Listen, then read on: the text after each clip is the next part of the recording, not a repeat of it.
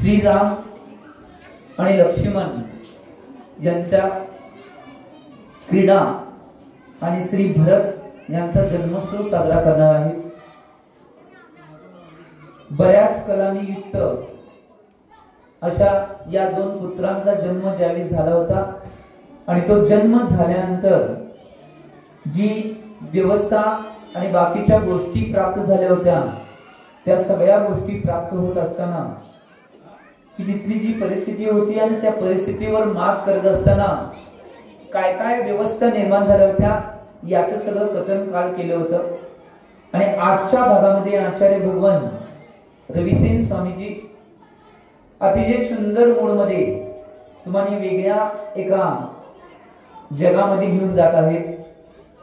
काल आपण बघितलं होतं की त्यांच्या शरीराची रचना परवादेशी आणि त्यांच्या शरीराचं वेगवेगळं विवरण वेगवेगळ्या माध्यमातून आपण बघितलं होतं की त्यांचं शरीर कशा पद्धतीने दिसत होतं आणि त्या शरीराचा जो सिस्टीम काल दोन्ही बालकांची उत्तम क्रीडा की कशा पद्धतीने क्रीडा बालक करतात आणि ती क्रीडा करत असताना जेवढे व्यक्ती आणि जेवढे मनुष्य त्या दोघा बालकांना बघत होते त्यांचं सगळ्यांचं मन हरून जायचं।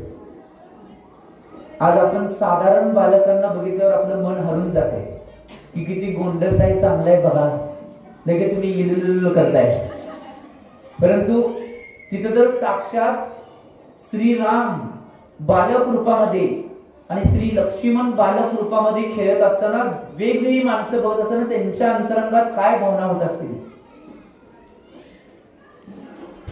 साक्षात महापुरुष जो आहे तो महापुरुषाला बघत असताना महापुरुषाला बालक रूपामध्ये स्वीकारत असताना आमची भावना काय होत असेल याचं वर्णन अतिशय उत्कृष्ट पद्धतीने केलं होतं। त्यामध्ये ज्यावेळी तो बालक क्रीडा करायचा त्यावेळी सगळ्यांची मनं हरण करून घ्यायचा। त्याच्या शरीरात चंदनाचा लेप लावल्यावर आणि कपाळावर केशराचा कुंकुमाचा टिळा लावल्यानंतर तो सुवर्ण रसाने युक्त असलेल्या चांदीच्या पर्वतासारखा दिसायचा। कोण कुणाचं वर्णन चालू आहे? श्रीरामांचं आणि लक्ष्मणांचं दोघांचं एकावीच वर्णन करत की बघा काय वर्णन शरीराचं केले बघा। तो ज्यावेळी कुंकुम आणि चंदन लावल्यानंतर चांदीचा एखादा पर्वत आहे तसा तो दिसायचा। एवढे शरीरावर क्रांती आणि शरीरावर तेज असायचं। आज या गोष्टी प्राप्त होत नाही त्याचं मूळ कारण की आपण जी माता आहे ती माता शरीराचं शृंगार वेगळ्या पद्धतीने करते। ज्यावेळी पोटामध्ये बालक असणार आहे त्यावेळी वेगवेगळ्या पद्धतीनं वेगवेगळ्या अवस्थेमध्ये मातेला राहायला सांगितले। त्यावेळी शरीरातला जो बालक आहे तो उत्कृष्ट पद्धतीने जन्म घेतो असं आचार्य भगवान म्हणतात। त्याचं वर्णन केल्यानंतर अनेक जन्मातील संस्कारांच्या मुळे त्यांच्यातील स्नेह वृद्धिंगत झाला होता। त्यामुळे ते एकमेकांच्या अधीन राहत होते। कोण? दोघेही भाऊ राम आणि लक्ष्मण। जेव्हा अंतपुरातील समस्त बांधवजन त्यांची पालन करत असत तेव्हा ती मुखांनी आवाज करीत करीत तेव्हा असे वाटे की जणू अमृताचा वर्षाव करीत आहेत। जेव्हा ते कोणाकडे पाहत तेव्हा त्या पुरुषात जणू सुखाच्या उटीचाच लेप करीत आहेत असे वाटे। कुणी बोलल्यावर जेव्हा ते त्यांच्याकडे जात तेव्हा ते त्यांची दरिद्रता नष्ट करतात असं वाटत। काय सांगितले बघा, अतिशय सुंदर रीतीने कथन केलेलं आहे। एक गोष्ट लक्षात घ्या, महापुरुष ही महापुरुष असतात, ते बालक असून दे किंवा ते मोठे असून दे। ज्यावेळी ही बालक रूपामध्ये दोन्हीही बालक कुणाकडे बघायचे त्यावेळी त्यांना वाटणार की मला कुठल्या तरी सुगंधित उठण्याचा लेपच केलाय असं वाटणार। ते बालक कुणाकडे जाणार त्यावेळी त्या ज्या व्यक्तीकडे ते चाललं त्यावेळी त्या व्यक्तींना असं वाटणार की माझे सगळे दारिद्र्य आता नष्ट करते त्यासाठी माझ्याकडे हे प्रवेश करल्यात असं वाटणार। ते महापुरुषांचं जाणं येणं बोलणं चालणं हे सगळं एक उत्कृष्ट पद्धतीचं असते आणि ते आज प्रभू रामांच्या माध्यमातून आपण ऐकत आहोत। ते सगळ्यांची मन तृप्त करून टाकायचे, नुसता जाऊन दे, बोलून दे, इकडे तिकडे येऊन दे, फिरून दे। त्याच वेळी त्यांच्याकडे पाहिल्यावर असे वाटे की प्रत्यक्ष प्रसाद, आनंद, प्रसन्नता व संपत्ती यांनीच ध्येय धारण केले आहेत, अशा रीतीने ते दोन्ही कुमार अयोध्या नगरीमध्ये सुखपूर्वक रमण क्रीडा करीत होते. पूर्वी विजय व त्रिपुष्ट असे जे बलभद्र नारायण झाले, त्यांच्याच प्रमाणे ती दोन्ही बालके त्या सगळ्या लीला करू लागली. एकाच शब्दामध्ये आचार्य भगवंतांनी या दोन्ही बालकांची सगळी क्रिया सांगितल्या. बलराम, नारायण हे जे 63 शलाका पुरुषामध्ये शलाका पुरुष होते, त्यांची जशी क्रीडा व्हायची, त्यांचं जसं रममान होण्याची पद्धत असायची, त्याचप्रमाणे हे दोन्ही बंधुराज आपल्या बालक अवस्थेतल्या सगळ्या क्रीडा करायचे आणि इकडे तिकडे रममान व्हायचे, इकडे तिकडे फिरायचे. सगळ्या क्रिया ते तसेच पार पाडायचे आणि तशाच क्रिया करून आपल्या योगयोग्य क्रिया पार पडून त्या वेगवेगळ्या ठिकाणी तसेच रममान व्हायचे. आज त्यानंतर लहानपणाची नुसतं त्यांची बालकांची तेज, कांती, त्यांचा बालाचा प्रभाव, त्यांची बोलण्याची पद्धत, त्यांची चालण्याची पद्धत, या सगळ्या गोष्टी सांगितल्या आहेत. आता आचार्य भगवान पुढच्या भागामध्ये पुढे सांगत आहेत. त्यानंतर कैकेयीने एका पुत्रास जन्म दिला. डायरेक्ट आता पुत्राचा जन्म घ्यायला,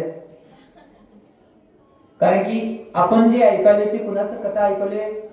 श्रीरामांची कथा ऐकले. कैकेयी ज्या पुत्राला जन्म देणार आहे, ज्या पुत्राला कैकेयीने जन्म दिला, तो दिव्य रूपाने युक्त होता आणि भाग्यवान होता. तो जगामध्ये भरत या नावाने प्रसिद्ध झाला. ज्या भरताच्या नावावरून या देशाला, भारत भूमीला भारत हे नाव पडलेलं आहे, तो पुत्र आज जन्म घेत आहे आणि त्या पुत्राचा जन्मोत्सव त्यांनी साजरा केलेला आहे, आपण साजरा करत नाही. आपण फक्त कुणाचा जन्मोत्सव साजरा केला? श्रीरामांचा जन्मोत्सव साजरा केलाय. एक गोष्ट लक्षात घ्या, ज्यावेळी कैकेयी सगळ्या गुणांनी आणि लक्षणांनी युक्त अशी माता होती आणि तिनं भरत सारख्या पुत्राला जन्म दिलेला आहे, आणि तो भरत या पूर्ण भारत देशामध्ये का प्रसिद्ध झाला असेल? कारण की त्या भरतच्या नावावरून काय भारत हे नाव पडले. बरोबर आहे काय? बरोबर आहे? सांगा अनेकदा. सगळी होय म्हणायला. या भरताच्या नावावरून पडलं नाही. भरत भाऊबलीमधील भरत भाऊबली जे आदिनाथांचे पुत्र होते, त्या भरतच्या नावावरून पडले. सगळी ऐकायला भय म्हणे, जागाय का झोपलं बघितलं. रामायण ऐकताना सगळेजण असं ऐकायला, पुराण येताय काय, या या या अशा ऐकायला. कुणाला काही लक्ष नाही, निम्मी झोपल्यात काय असं वाटायला. मी सगळं सांगून पुढे गेलो तरी सुद्धा लक्ष नाही म्हणल्यावर आता मीच सांगावं. भैयांची जरा विचार झाली, हे काय महाराज सांगायला. एक गोष्ट लक्षात घ्या, हा भरत होता तो या श्रीरामांचा भाऊ होता, परंतु जो बाहुबली आदिनाथांचा पुत्र भरत होता, त्याच्या नावावरून भारत हे नाव पडलेले. ही गोष्ट लक्षात घ्या, ही नमूद करणं आवश्यक आहे. मी तुमचं लक्ष आहे का बघायसाठी हे सगळं केले. तुम्हाला वाटणार महाराज आमचं लक्ष आहे. हा हाय, बघितलं. नुसता तुमचं लक्ष कसं आहे, पाऊस पडेल काय म्हणल्यावर. एक गोष्ट लक्षात घ्या, इथं कोणतीही कथा ऐकत असताना अतिशय लक्ष देऊन ऐका, कारण की या आता इथनं पुढचे प्रसंग असे येणार आहेत. कुठली नातं कुठं गठवली जाणार आहेत, कुठलं नातं कुठला प्रसंग कुठं सांगणार आहेत, हे काहीच कळणार नाही. त्यावेळी ज्यांचं लक्ष असणार आहे, ज्यांनी लक्ष देऊन ऐकणार आहेत किंवा जे मनामध्ये घेणार आहेत, त्यांनाच कळणार आहे की काय झालंय. नाहीतर बाकी याच्यांना नुसता येणार, झालं, आम्ही ऐकून गेलो. ही गोष्ट लक्षात घ्या. त्यानंतर जी दशरथाची पत्नी सुप्रभा होती, त्या राणीने एका सुंदर पुत्रास जन्म दिला आणि तो अजूनही संपूर्ण जगामध्ये शत्रुघ्न या नावाने प्रसिद्ध आहे.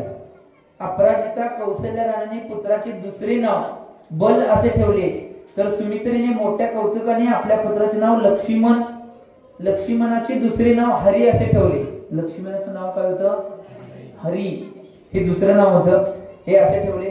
आणि त्यानंतर जी कैकेयी होती, तिनं पाहिले की आपल्या पुत्राचे भरत हे नाव चक्रवर्तीच्या नावामध्ये आहे, म्हणून तिने आपल्या पुत्राचे म्हणजे भरताचे नाव अर्ध चक्रवर्ती असे ठेवले. काय ठेवले? पात्र लक्षात ठेवा, एकदमच जास्त पात्र आल्या, पूर आल्या. तर नदीला पाण्याचा पूर आल्याप्रमाणे आता तुमच्या या कथेमध्ये, श्रीराम कथेमध्ये बऱ्याच पात्रांची एंट्री झाल्या. आता कुठलं पात्र काय काय करणार आहे हे तुम्हाला लक्षात येईल. त्यामुळं अर्धचक्री हे नाव ठेवलं, त्यानंतर शत्रुघ्न हे नाव आलंय, त्यानंतर भरत, हरी ही सगळी नाव आलेली आहेत. की त्यांची त्यांची 2-2 नाव आहेत.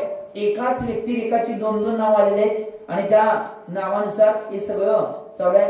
की ज्यावेळी कैकेयी आपल्या मुलाचे नाव चक्रवर्तीच्या नावाने ठेवले आहे, म्हणून तिनं आपल्या मुलाचे नाव अरिहंतांच्या नावावरून शत्रुघ्न असे ठेवले. जगाला प्रिय असलेले 4ही कुमार समुद्राप्रमाणे गंभीर, नयाप्रमाणे एकमेकांना अनुकूल आणि दिशा भागाप्रमाणे उदार होते.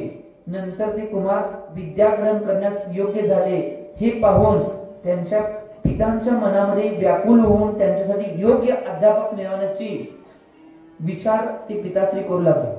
आता प्रत्येक पालकांना असं वाटतंय की माझा बालक चांगली विद्या घेऊन, चांगला शिकून, चांगलं काहीतरी बनावा.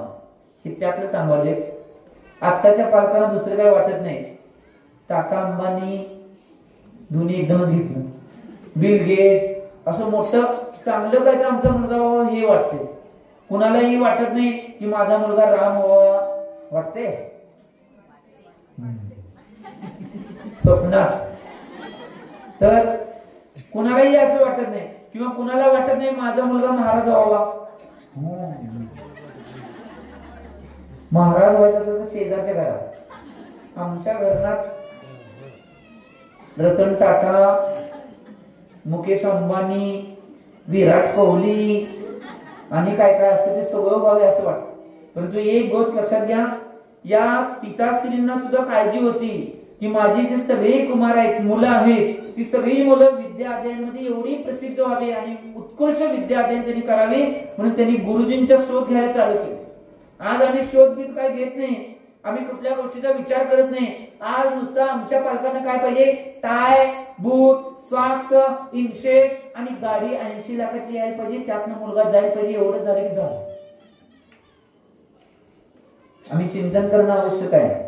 आज एक गोष्ट लक्षात घ्या, मी बऱ्याच पालकांना सूचना करतो या माध्यमातून, श्रीराम कथाच्या माध्यमातून बऱ्याच पालकांना आणि त्यांच्या आयांना सूचना करतोय की खरोखर तुमच्या मुलांना, तुमच्या बालकांना जर शिक्षण द्यायचं असेल तर तुमच्या मातृभाषेतून द्या. तोच बालक भविष्यामध्ये टिकणार आहे, ही गोष्ट लक्षात घ्या. आज ज्या ज्या पालकांनी आपल्या मुलांना इंग्रजीमध्ये शिक्षण द्यायला चालू केलंय, ती एकही मुलं त्या भविष्यामध्ये टिकणार नाहीत, ही गोष्ट लक्षात घ्या. की माझे वतन माझे कथन नाही, तर बऱ्याच आचार्यांची, बऱ्याच महाराजांची आणि सगळ्यात जास्त आचार्य भगवान विद्यासागरांची कथन आहे. याचं मूळ कारण काय असेल, इंग्रजी आमच्या भारतातल्या लोकांना भ्रम करण्यासाठी इंग्रजी भारतामध्ये आली, ही गोष्ट लक्षात घ्या. यात विषय आलाय त्या पितांना किती काळजी होती आणि आमच्या पितांना आणि आमच्या पाल्यांना किती काळजी आहे, याचं कॉम्बिनेशन घालण्यासाठी मी आहे. त्या राजगृह नगरामध्ये तो आल्यानंतर तिथे धनुर्विद्यामध्ये अत्यंत पारंगत असलेला वैवस्वत नावाचा एक गुरु होता. त्या गुरुकडे 1000 शिष्य अध्ययन करत होते आणि तो ऐर त्यांच्याकडे राहिला आणि विधीपूर्वक धनुर्विद्या शिकू लागला. ज्याला आई वडिलांनी घरात हाकलून काढलं, तो ऐर राजगृही या ठिकाणी, या नगरामध्ये तिथं एक वैवस्वत नावाचं गुरु होते. त्यांच्याकडे 1000 शिष्य शिकत होते आणि त्यांच्याकडे तो धनुर्विद्या शिकण्यासाठी तिथेच राहिला आणि विधिवत पूर्वक धनुर्विद्येचं सगळं ज्ञान घेण्यासाठी तो अतिशय लालायत होऊन ते सगळं ज्ञान घेण्यामध्ये अग्रसर राहिला. आणि थोड्याच वेळामध्ये त्या 1000 शिष्यापेक्षाही अतिशय निष्णात कोण बनला, तो ऐर नावाचा शिष्य. का? कारण की ज्यावेळी कवा किंमत कळते शिक्षणाची, विद्येची, विद्या अध्ययनाची किंमत कवा कळते की त्याला आई वडिलांनी घरातून बाहेर काढलं होतं, त्याला कळलं की मला बाहेर काढलंय, मला काय तर जीवनात मिळवणं आवश्यक आहे, काय तर करणं आवश्यक आहे. त्यावेळी त्यानं धनुर्विद्यामध्ये एवढा निष्णात झाला, ते 1000 शिष्य सुद्धा शिकू शकले नाहीत, एवढी शिक्षा त्या ऐर नावाच्या शिष्यानं त्या गुरूंच्याकडे घेतली. वैवस्वत नावाचे गुरु होते आणि ती शिक्षा घेतल्यानंतर ते ज्यावेळी निष्णात बनल्यानंतर तो कुशाग्र राजगृह नगरीच्या राजाने ऐकले की वैवस्वताने कुणी एका परदेशी बालकास आपल्या राजपुत्रापेक्षाही अधिक कुशल बनवले आहे. आता काय होते बघा सिस्टीम.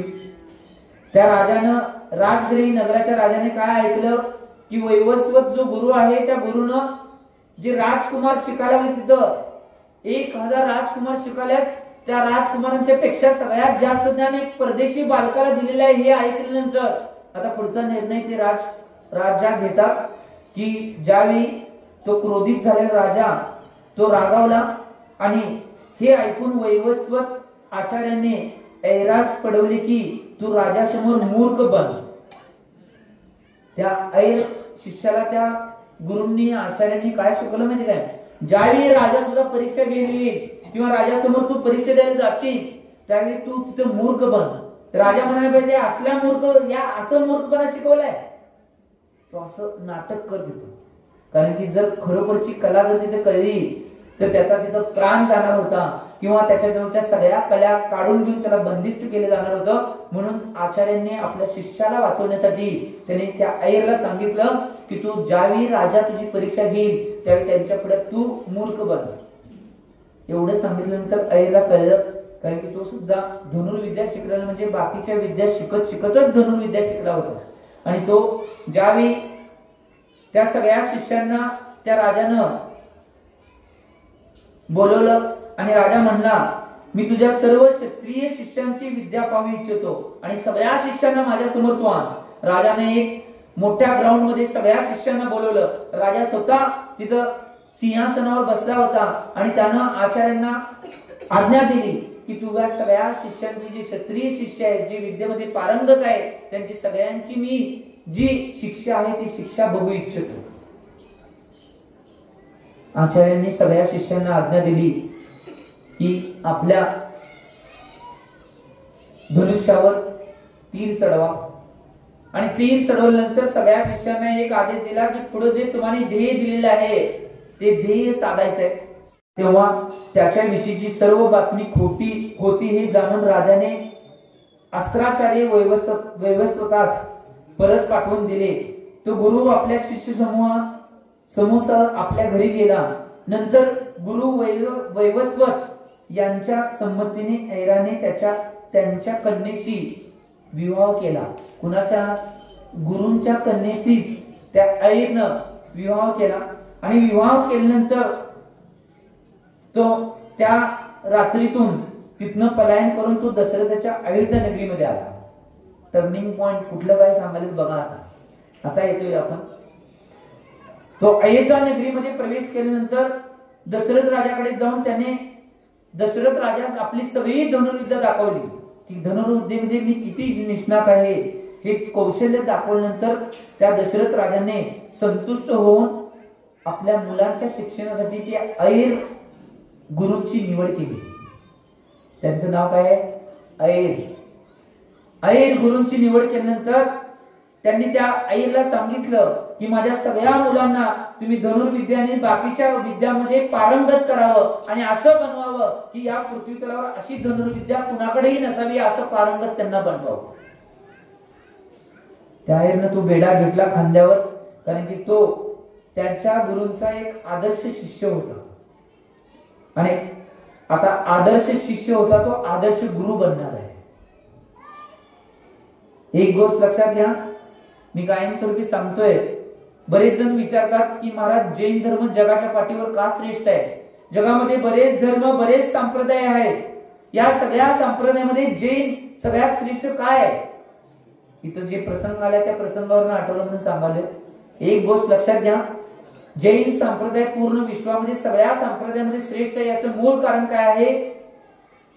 सगळ्या संप्रदायामध्ये गुरु तो गुरुच असतो आणि शिष्य तो शिष्यच असतो. सगळ्या संप्रदायामध्ये भगवान ते भगवान असतात आणि भक्त ते भक्तच असणार. जगाच्या पाठीवर एकमेव संप्रदाय असे आहे, ती संप्रदाय सांगते की शिष्य आहे तो गुरु बनू शकतोय आणि जे भक्त आहे तो सुद्धा भगवान बनू शकतो. एकमेव संप्रदाय कुठले असेल तर जैन संप्रदाय म्हणून श्रेष्ठ आहे आणि त्याचंच प्रत्यय जो शिष्य होता तोच आज गुरु रूपामध्ये आलाय आणि त्याचंच नाव ऐर. आणि तो या आपल्या कथानायकाला म्हणजे प्रभू रामचंद्रांना आता धनुर्विद्येचं शिक्षण देणार आहे. त्यावेळी त्या दशरथानं त्या चारही मुलांना, चारच मुलं होती काय, कोण कोण, आवाज बी ना, कानाला सर्दी झाल्या, राम, लक्ष्मण, भरत, शत्रुघ्न, बरोबर, ही 4 पुत्र. आणि कोण, 4च काय 5, 4, हुशार, किनीवाले जरा हुशार आहेत. तर या सगळ्यांना त्या अयोध्येच्या स्वाधीन करून दशरथ निवांत झाला. कारण की आता विद्या अध्ययन मध्ये 4ही पुत्र विद्या अध्ययन मध्ये शिक्षण घेण्यासाठी त्या गुरूंच्या स्वाधीन झालेले आहेत. गुरूंना आज्ञा दिली की सगळ्या प्रकारच्या विद्या आणि सगळ्यात मुख्य धनुर्विद्या, त्या धनुर्विद्यामध्ये आणि सगळ्या प्रकारच्या विद्येमध्ये माझे 4ही मुलांना, सगळ्या मुलांना अतिशय निष्णात तुम्ही बनवा. म्हणून त्या दशरथ राजानं त्या ऐर गुरूंना आज्ञा दिली. आणि आज्ञा दिल्यानंतर अत्यंत स्वच्छ आणि अत्यंत प्रसन्न सरोवरातील चंद्रबिंब जसे विस्तृत बनते, त्याप्रमाणे ऐर गुरूंचे अस्त्र कौशल्य त्या 4 कुमारामध्ये वृद्धिंगत झाले. लगेच चालू सगळी कथा सांगत बसायचं म्हणलं तर चातुर्मास नाही, वर्ष पुरणार नाही. आता ते 4ही बालक थोडे थोडे करत त्या अस्त्रशस्त्रेमध्ये, धनुर्विद्यामध्ये, सगळ्या विद्यांच्या मध्ये आणि सगळ्या कलांमध्ये अतिशय निष्णात बनू लागले. आणि त्यांच्या ज्ञानामध्ये, त्यांच्या विद्येमध्ये, त्यांच्या कलांच्या मध्ये वृद्धी होऊ लागले. आणि ते त्या सगळ्या शस्त्रकलेमध्ये, धनुर्विद्येमध्ये, बाकीच्या कलामध्ये अतिशय तन्मयतेने ते सगळ्या कला अवगत करू लागले. आणि ते गुरूंना आपल्या कलांचं प्रदर्शन करून दाखवा लागले की ह्या सगळ्या कला शिकण्यामध्ये आम्ही किती निष्णात आहे. एक गोष्ट लक्षात घ्या, सगळ्यात महत्वाची काय गोष्ट असेल की कोणतीही कला, कोणत्याही विद्या आमचा दृष्टिपात करणं आवश्यक आहे. आज बरीच मुलं, बरीच मुली आणि बरीच तरुण किंवा बरीच लहान मुलं ही विद्या अध्ययन, ज्ञान प्राप्ती आणि कला शिकण्यासाठी जातात. परंतु त्यांचं लक्ष निम्मच त्या विद्येकडे असतंय, निम्मच त्या कलेकडे असतंय आणि निम्मच त्या ज्ञानाकडे असतंय. म्हणून त्या सगळ्या कला ते अवगत करू शकत नाही. आम्ही फक्त आज काय बघायला माहिती काय, आमच्या विद्यार्थ्यांच्या मध्ये एवढंच बघवलंय, त्यांच्या मार्क लिस्टवर आलेली मार्कांची सूज एवढंच बघवलंय. आई वडिलांना दुसरं काय नको आहे. आज किती कला, किती विद्यायन केलं, विद्या किती शिकल्या गेल्या, कला किती शिकल्या गेल्या आणि ज्ञान किती ग्रहण केलं, हे आई वडिलांना नको आहे. फक्त त्यांच्या मार्क लिस्टवर आलेली सूज फक्त पाहिजे. परंतु एक गोष्ट लक्षात घ्या, जर मुलांच्याकडे काय तुम्हाला साध्य करायचं असेल तर त्यांच्याजवळ असलेल्या विद्या, ज्ञान आणि कला यांची वृद्धी किती झाली हे मुलांच्याकडे बघा. महाराज आजच्या जगात सांगायला होईल ते मागचं जन्माचं तुम्ही कथा सांगायला कुठल्या कुठल्या मुनीसुरनाथ तीर्थंकरांच्या वेळी सांगायला, आणि आता आम्ही महावीरांच्या नंतरच्या आम्ही आहे किती 25-50 वर्ष झाले काय, आणि त्यात सांगायला आम्ही. परंतु एक गोष्ट लक्षात घ्या, यात सुद्धा आता सुद्धा पृथ्वी तलावर अशी माणसं आहेत की ती ज्ञान, विद्या आणि कला घेण्याचा प्रयत्न करतात, शिक्षण घेण्याचा प्रयत्न करत नाही. काय म्हणलं मी, आज सुद्धा पृथ्वी तलावर अशी काही मुलं आहेत, त्यांनी आपलं पूर्ण जगाच्या पटलावर आपलं नाव रेखांकित केलेलं आहे. अशी मुलं आहेत की ती कधी शिक्षण घेण्याचा प्रयत्न करत नाहीत, तर विद्या, कला आणि ज्ञान घेण्याचा प्रयत्न करतात. तीच आज जगाच्या पटलावर आपलं नाव रेखांकित त्यांनी केलेलं आहे. तुम्ही सुद्धा ते प्रयत्न करा.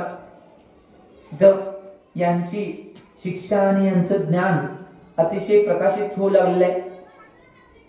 त्यामध्ये ज्याप्रमाणे आवरण दूर केल्यावर ज्याप्रमाणे रत्ने प्रकाशित होतात, त्याप्रमाणे गुरूंची प्राप्ती झाल्या कारणाने त्या कुमारांमध्ये असलेल्या इतर सुप्त शक्ती म्हणजे ज्ञान यांचं प्रकटीकरण झालं. आणि त्या पुत्रांच्या नय, नीती, विनय, अन्य उत्तम क्रिया यामुळे राजा दशरथाचे हृदय आधीच हरण केले गेले होते. आणि आता सर्व शास्त्रामधल्या त्यांचे पूर्ण उत्कृष्ट ज्ञान पाहून त्यास अत्यंत आनंद झाला.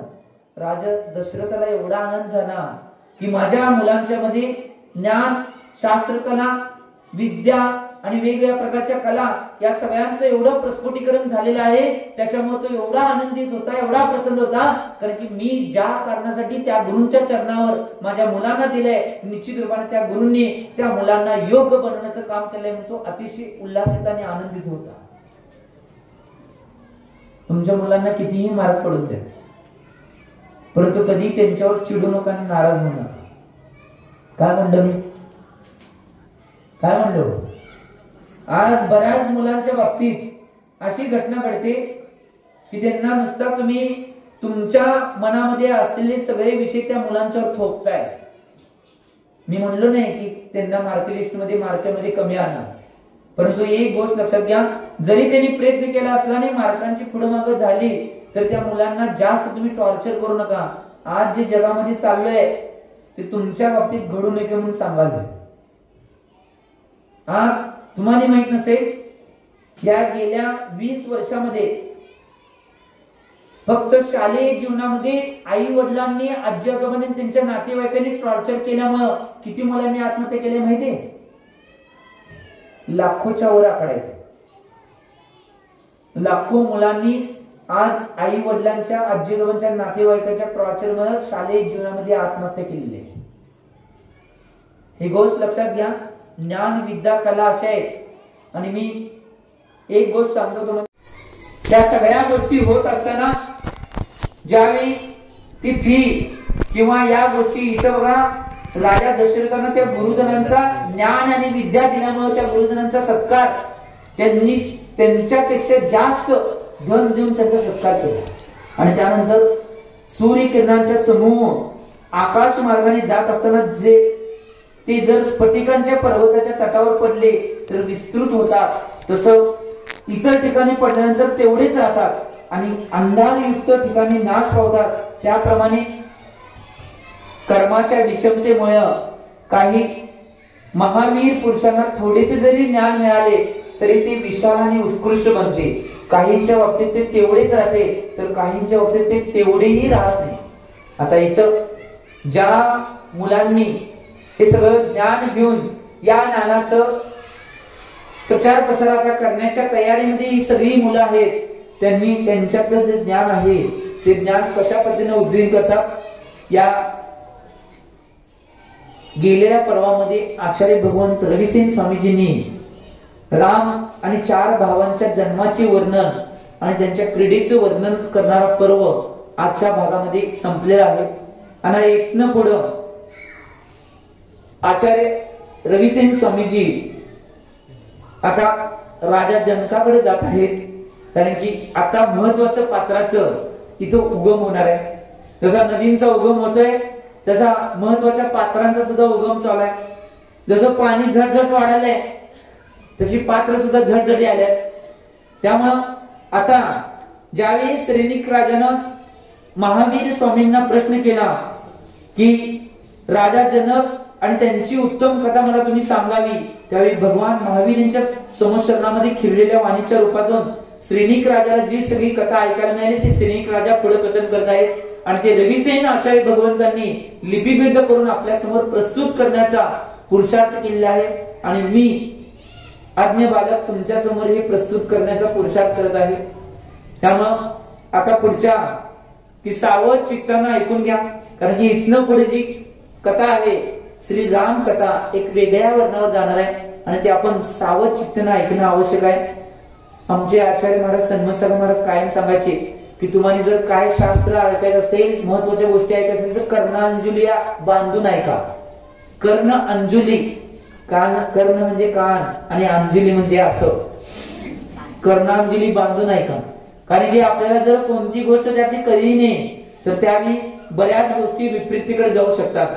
आता जनक राजाची कथा आपल्या समोर येत आहे की जो जनक राजा होता तो जनक राजाची विदेहा नावाची सुंदर राणी होती.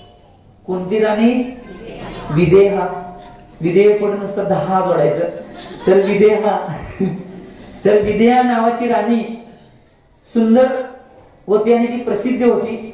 आणि एक देव बऱ्याच काळापासून त्या सुंदर राणीच्या प्रसूतीची प्रतीक्षा करत होता. देव, साक्षात देव जे स्वर्गातले देव आहेत त्या विधेय राण्याची जी प्रसूती आहे ती प्रसूतीची प्रतीक्षा तो करत होता, तेव्हा श्रीनिकने विचारले, नाथ तो देव त्या गर्भातील बालकाचे रक्षण कशासाठी करीत होता? तो देव साक्षात येऊन त्या गर्भातील बालकाचं रक्षण करण्याचं काम करत होता, म्हणजेच प्रतीक्षा करत होता. बघा महापुरुषांचं कथन कसं असतंय की बऱ्याच गोष्टीमध्ये बऱ्याच बालकांचं बघितलं, परंतु साक्षात देव येऊन त्या बालकाचं रक्षण करण्याचं काम करलं. त्यावेळी गौतम गंधर्वांनी सांगितलं की चक्रपूर नावाच्या नगरामध्ये चक्रध्वज नावाचा राजा होता. त्याची मनिस्विनी नावाची पत्नी होती आणि त्यांना चित्तोत्सवा नावाची कन्या होती. चित्तोत्सवा ती कन्या झाली आणि गुरुग्रही पांढऱ्या मातीच्या लेखणीने म्हणजे खडूने, इथे शब्द वेगळे असतात, पांढऱ्या मातीच्या लेखणीने म्हणजे खडूने वर्णमाला लिहित शिकत असताना ती अधिकच शोभू लागली. त्यावेळी चक्रध्वज राजाचा धूमकेश नावाचा एक पुरोहित होता आणि स्वाहा नावाची त्याची पत्नी होती. काय होतं नाव? स्वाहा. तर स्वाहा नावाची त्याची पत्नी होती. तिच्या उदरी पिंगल नावाचा एक पुत्र जन्मला आणि तोही त्याच गुरूंच्या घरी अध्ययन करू लागला. तेव्हा चित्तोत्सवा व पिंगल या दोघांनी एकमेकांची हृदय हरण केली. त्यामुळे दोघांनी विद्येचा लाभ झाला नाही, कारण ज्यांचे चित्त स्थिर असते त्यांनाच विद्या प्राप्त होते. काय म्हणले बघा, ज्यांचं चित्त स्थिर असते त्यांनाच विद्या मिळते, बाकीच्यांना विद्या मिळणार नाही, ही गोष्ट लक्षात घ्या. आणि म्हणून संस्कृत श्लोकामध्ये काही नीतिकरांनी एक श्लोक दिलाय, विद्यार्थी दशेमध्ये विद्यार्थ्यांना कसं असायला पाहिजे. काकदृष्टी बगध्यानम ब्रह्मचर्यम अल्पनिद्रा अल्पाहारी विद्यार्थी पंचेती लक्षणम. आचार्य भगवंतांनी काय सांगितलंय की नीतिशास्त्रामध्ये आचार्य भगवंत सांगतात की 5 गुणांनी युक्त असा विद्यार्थी असायला पाहिजे. काकदृष्टी बगध्यानम ब्रह्मचर्यम अल्पनिद्रा अल्पाहारी पंचेती विद्यार्थी लक्षणम. जर विद्या अध्ययन करत असताना या 5 गुणांनी युक्त तो विद्यार्थी असेल तर तो विद्या उत्कृष्ट रीतीने ग्रहण करतोय, नाहीतर 3 काळामध्ये तो कधीही विद्या ग्रहण करण्यास लायक होऊ शकत नाही. जर आपल्या जीवनामध्ये कोणी विद्यार्थ्यांना जर विद्या ग्रहण करायचं असेल तर त्यांच्याजवळ हे 5 लक्षणं असायला पाहिजेत. काकदृष्टी, बकध्यान, ब्रह्मचर्यंच, अल्पनिद्रा, अल्पाहारी विद्यार्थी पंचेती लक्षणम. ही 5 लक्षणाने विद्यार्थी शोभित होतोय आणि तो विद्या ग्रहण करू शकतोय. उत्कृष्ट जर बनायचं असेल, एक गोष्ट लक्षात घ्या, ही 5 लक्षणं काय सांगून पुढे जातो, कारण की आपल्याला बघायचं आहे परंतु मध्ये मध्ये बोध बी घ्यायचा आहे. श्रीराम कथा ऐकवल्या, महापुरुषांची कथा ऐकताना महापुरुषांच्या जीवनामध्ये काय काय जे घडलेलं असते त्या घडण्यामध्ये ना आपण सुद्धा बोध घ्यायचा आणि बऱ्याच जणांना शिकायचं आहे.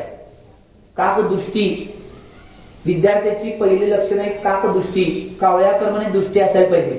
कावळा कुठे बी झाडावर इकडे तिकडे कुठे बी बसलेला असला तर त्याचं लक्ष फक्त कुठं असते,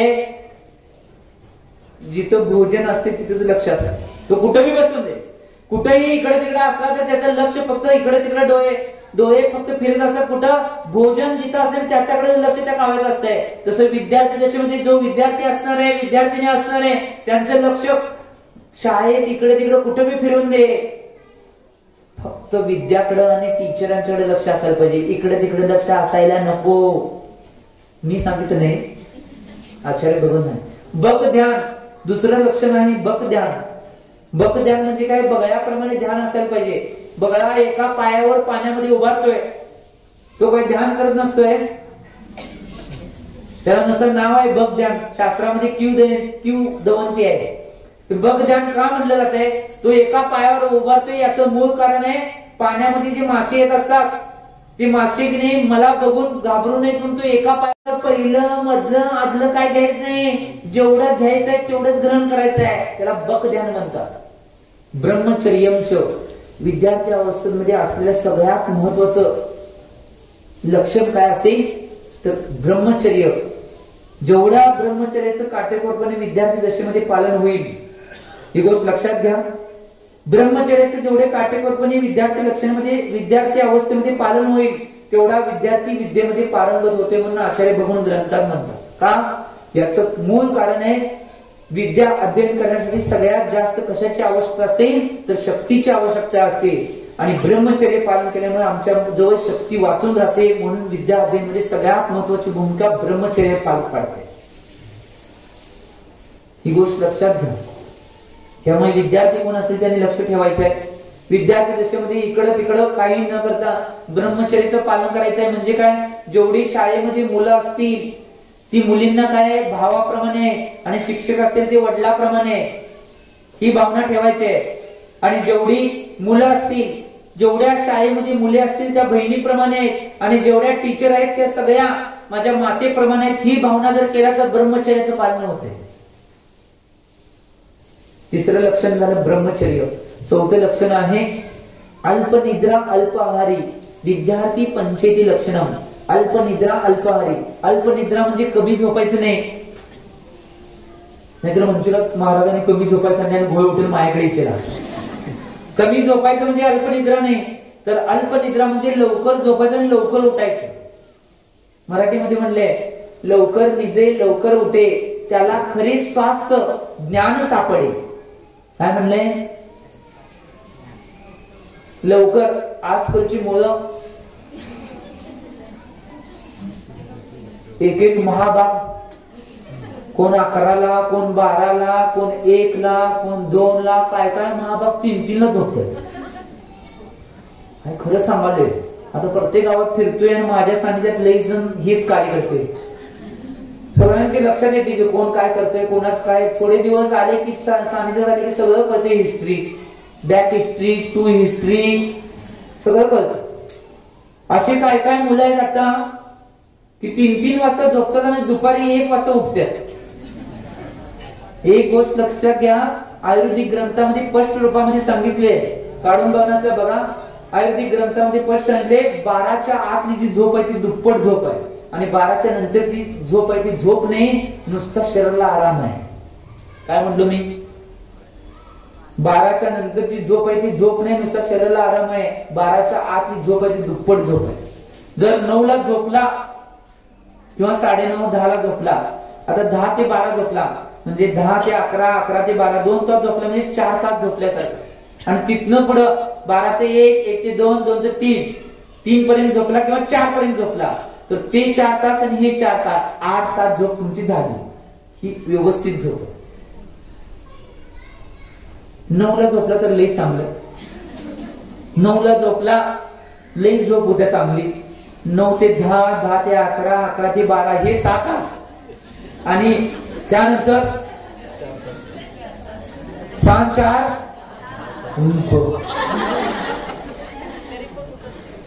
10 तास झोप झाल्यावर कशाला परत दिवसा असं होणार आहे की नाही वाटा कशाला होत आहे, होणार नाही. एक गोष्ट लक्षात घ्या, आम्ही संतुलन आमच्या शरीराचं बिघडले म्हणून या सगळ्या गोष्टी बिघडाल्या. आज बऱ्याच विद्यार्थ्यांना अभ्यासाच्या वेळी किंवा शाळेच्या वेळी, शाळेत गेल्यानंतर क्लासमध्ये गेल्यानंतर झोप येते. याचं मूळ कारण आहे त्यांची झोप व्यवस्थित पूर्ण होत नाही. म्हणून मी सांगले अल्पनिद्रा म्हणजे काय, लवकर झोपायचं आणि लवकर उठायचं, याला अल्पनिद्रा म्हणतात. ही विद्यार्थी अशी जो कोण करणार आहे त्यांचं स्वास्थ्य सुद्धा कधी बिघडणार नाही आणि त्यांच्या जीवनामध्ये आळस कधी त्यांना येणार नाही. आम्ही कितीही वेळाने झोपून दे, कितीही वेळाने झोपून दे, परत दिवसामध्ये कधी आळस जास्त किंवा आमचं पडलो असं झालंय कधी 3 काय होत नाही. का, कारण की झोपताना 10 तर कधी लेट झालं तरी, कधी 11 कधी लेट झालं तरी सुद्धा जो उठताना किती आमचं टायमिंग जे आहे त्यात फक्त अर्धा तास पुढे किंवा मागं होईल. त्याच टायमाला उठणं. कारण की का, जी व्यवस्थित शरीराला सवय लागलेली आहे त्या सवयीमुळे शरीर स्वास्थ्य सुद्धा कमी बिघडते. आणि तुमचं बघा की जरा जास्त अभ्यास झाला ताप यायला चालू, ताप तरी येतोय, अंग तर दुखतोय, मला काय होईना, रडायला चालू. मुली असले तर रडतेच, त्यांचा पाप चालूच असतोय. आणि मुलं असले तर डोकं हातून बसतात, मला काय अभ्यास होईना. का, या गोष्टीमुळे सगळ्या गोष्टी घडतात. ही गोष्ट लक्षात घ्या. म्हणून अल्पनिद्रा महत्वाची आहे. आणि अल्प आहारी म्हणजे कमी खायचं नाही, उद्यापासून खाची ना माझ्या नावावर येईल. अल्प आहारी याचा अर्थ काय माहिती काय, शुद्ध सात्विक भोजन करायचं, याला अल्प आहारी म्हणतात. गरिष्ठ भोजन विद्यार्थी दशेमध्ये खायचं नाही. काय गुलाबजामुन, पुरी, कचोरी, जेवढं पाहिजे तेवढंच खावा. शक्तीला लागत असले तर खाल्लं तर चालतंय, परंतु ओव्हरलोड झालं, ओव्हरलोड डोस झाला की मग शाळेमध्ये चालू होते की तुमचं वटार की नाही, माहिती का? आता आठवलं. हे सगळं का चालू होतं ही गोष्ट लक्षात घ्या. जेवढं पाहिजे तेवढा डोस द्यायला पाहिजे. जास्त डोस दिल्यावर काय होणार आहे? हेच होणार आहे. याला म्हणतात अल्प आहारी. अल्प आहारी म्हणजे कमी काहीच नाही, जास्तीत जास्त खावा, परंतु शुद्ध आणि सात्विक जे गरिष्ठ नाही ते खावा. निश्चित रूपाने तुमचं विद्यार्थी दशेमध्ये सगळं अध्ययन व्यवस्थित होईल. हे सांगितलं त्यासाठी, हे विषय आलता म्हणून सांगितलं. त्यामुळे एक गोष्ट लक्षात घ्या, तुम्ही तुमच्या जीवनामध्ये या सगळ्या गोष्टींचं पालन व्यवस्थित रूपानं करावं, व्यवस्थित रूपानं करावं. त्यामुळे तुम्हाला सगळ्या गोष्टी व्यवस्थित रूपानं प्राप्त होतील. कारण की बघा, महापुरुषांचं जीवन आपल्या जीवनामध्ये एक आदर्श जीवन कसं जगायचं हे शिकवून जाते. त्यामुळे तुमचं जीवन सुद्धा आदर्श घडू एवढी भावना करतो आणि वाण्याला विराम देतो. जय बोला आचार्य भगवान श्री सन्मत सागर महाराज की, विद्यासागर की गुण आगर